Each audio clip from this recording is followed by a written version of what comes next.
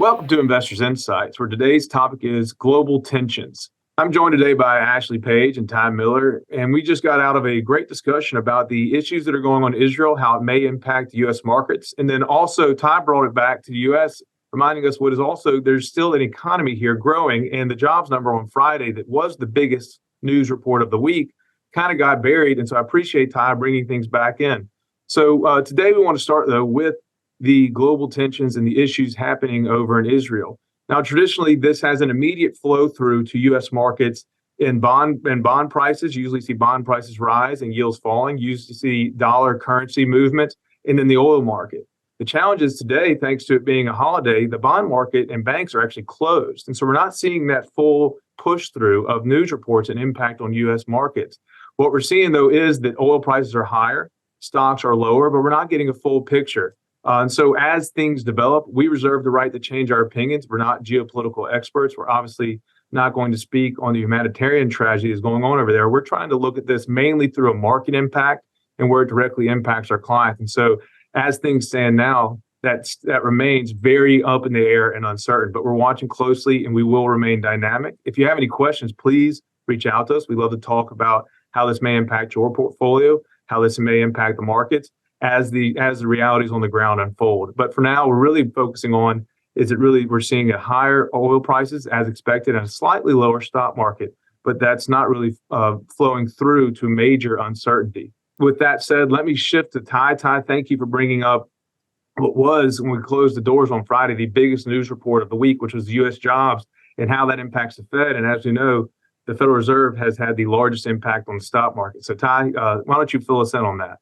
Yeah, coming into the year, a lot of people thought rate cuts were kind of possible here in 2023. We haven't really seen that to this point, and I would say this jobs report doesn't really give much hope for the future of rate cuts for the end of the year here. Non-farm payrolls, increased 336,000 in September, which easily beat the consensus of 170,000.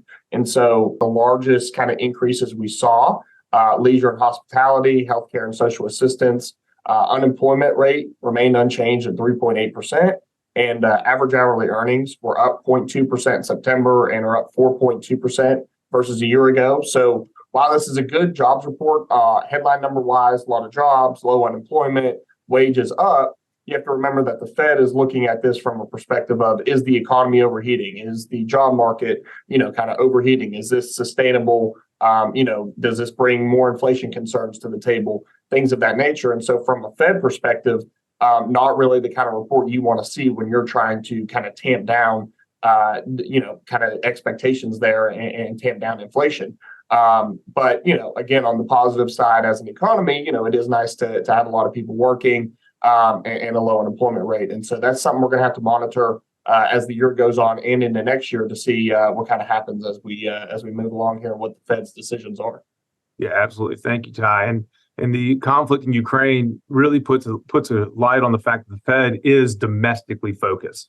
And so when we hear all this international uncertainty, the Fed is still looking domestically at the U.S. economy. And if you still have strong jobs, you still have inflation, that's what the Fed's going to watch when they're coming through with their meetings later this year. Thank you so much, Ty. So we asked Ashley to join us because Ashley recently actually visited Israel, and he brought to the meeting this morning some fascinating context about what we're seeing over there from a geographic standpoint and how close this really is to some large centers of influence within Israel. Ashley, will you please share with us what you spoke this morning? I'll be happy to, Trey. I was telling the group this morning, the geography is so tight, and you're thinking, well, why does that matter? There's an angst about the situation that comes with that, both internally and externally. I never felt safer being in a country, but I will say, because the geography is so tight where the conflict is, it was always back of your mind a little bit. If you look at where the Gaza Strip is, let me sort of put it in context. If it were here, our office is in Hoover, and if you had the Gaza Strip, say where Hoover is, where these attacks are occurring are no farther away than Mountain Brook, Vestavia, Homewood, at the farthest out from downtown Birmingham. So where they're hitting these southern neighborhoods, southern Israeli cities, is really close in. It's not like from Alabama to California away. And I was also sharing with a group this morning, the larger cities, for example, like Jerusalem and Tel Aviv, are 60 miles. I mean, they're close in too from the Gaza Strip. It's no different than driving from here to Prattville. So the geography is very tight where this conflict goes. Oh, it's not far at all. Two other points that I'll make with that is my wife and I found when we were there, Israel to be an extremely tolerant country of other religions. If you go into any town there, you have, say, 2, 3, 4 minarets where you have the Muslim call to prayer, and they are in every Israeli town. So you can tell that they've tried to balance that off. And the third thing I will say is reservists are everywhere. And it's very common to see Israeli Defense Force reservists with an automatic weapon just walking down the street, getting on a bus. So you can tell they very much live with it. Not a large country at all. It's about the size of New Jersey. Really good interstate system. You can get across it in a day. So a lot of the angst and the conflict, you can just tell is the tight geography in it.